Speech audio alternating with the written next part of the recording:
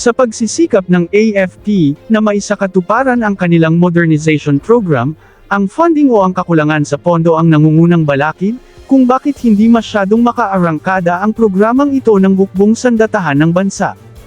Ito ay nakikita ng Israel, at marahil ay naintindihan nila ang kalagayan ng bansa, na nagnanais na lumakas ang depensa sa mas mabilis na paraan, ngunit may kakulangan sa pinansyal.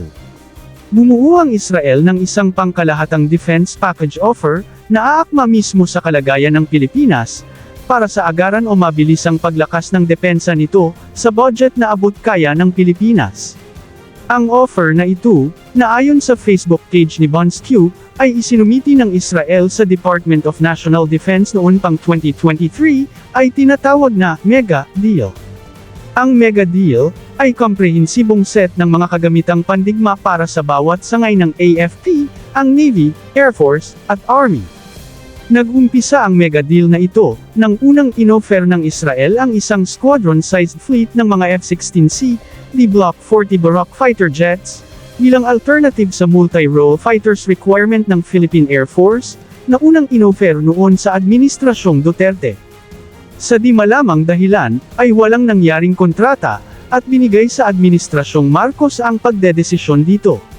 Nang umupo si Presidente Marcos, inoffer ulit ng Israel ang deal na ito, ngunit sa mas malawak at mas kompletong array of equipments, na binubuo ng mga brand new at pre-owned o second-hand na mga kagamitan. Ang Mega Deal Package, ay binubuo ng 2 squadrons ng F-16C, di Block 40 Barak, na upgraded with Israeli-made Avanex, para sa agarang pagkakaroon ng air power ng ating Air Force.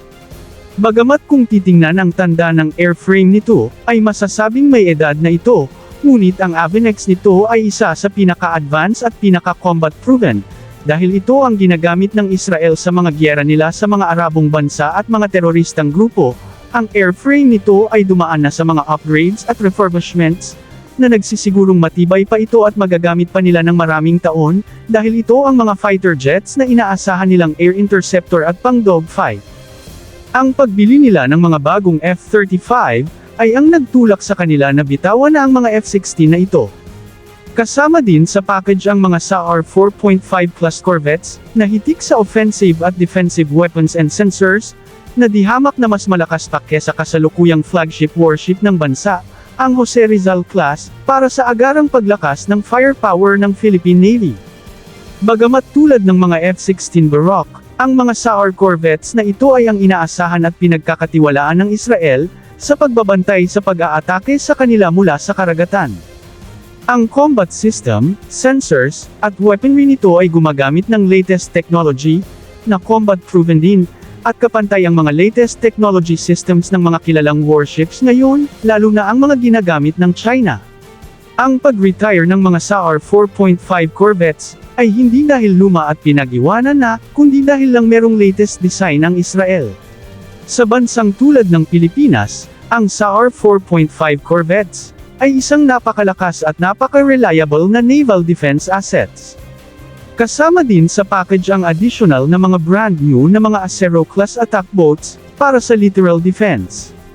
Ang pag-upgrades ng mga existing Del Pilar at Jacinto-class naval vessels, bilang force multiplier during combat, at mas combat-ready during patrol, ay isinama din ng Israel sa package.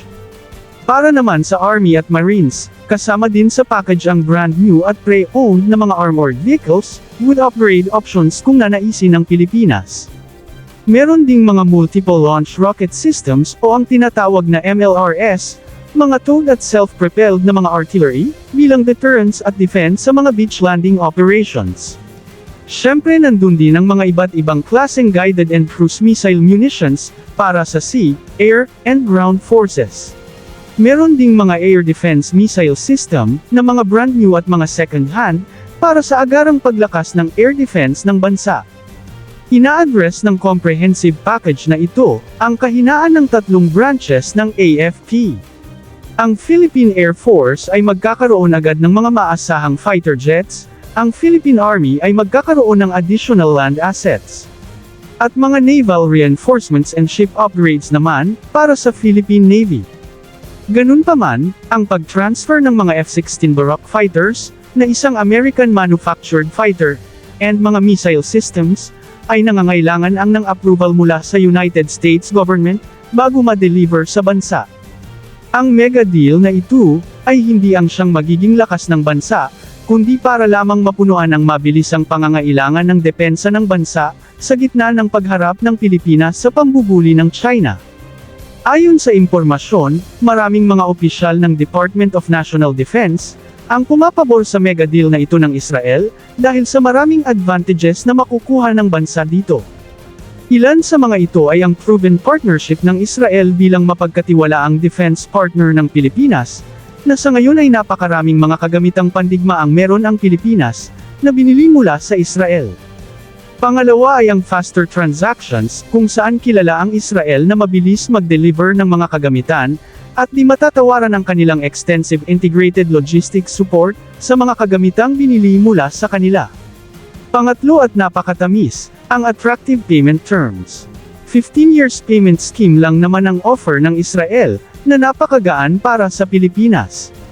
Contrary sa mga sinasabi ng iilan, ang mga F-16 Block 40 fighters at mga SAR 4.5 corvettes, ay nireretiro ng Israel di dahil mga sira na ang mga ito, kundi dahil nag-upgrade ang Israel sa mga mas bago na F-35, at mas bago na S-80 corvettes. Kahit napakaganda ng mega deal na ito ng Israel, at kahit maraming opisyal ang pabor dito, ngunit nananaig pa rin ang takot ng Department of National Defense, sa ilang mga malalaking factors, kung kaya hindi natuloy ang mega deal na ito.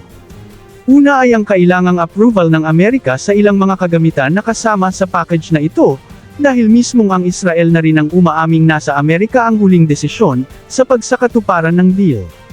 Pangalawa, ay ang nangyaring Hamas-Israel conflict, kung saan pansamantalang pinigilan ng Israel ang paglabas ng mga kagamitang pandigma mula sa kanilang bansa, sa paglalang maaring kakailanganin nila ito sa mga panahong yun, at ang stockpiles ng mga missiles ay kailangan nilang panatilihin. Pangatlo, ay ang Ukraine War, kung saan ang Israel ay isa sa inaasahan at pinakikiusapan ng mga international community, na tutulong na magbigay ng mga armas bilang suporta sa Ukraine. Dahil dito, ang mega deal ay nagiging malabo, at ang mga package na nakapaloob dito ay unti-unting binago ng Israel. Ganun pa man, ayon sa impormasyon, meron pa ring mega deal ang Israel sa Pilipinas, ngunit may nababago na sa mga kagamitan na nakapaloob dito, bagamat magbibigay pa rin ito ng malakas na depensa sa bansa, ngunit mas mataas na ang presyo nito, bagay na kaya pa rin naman ng Pilipinas kung nanaisin ito.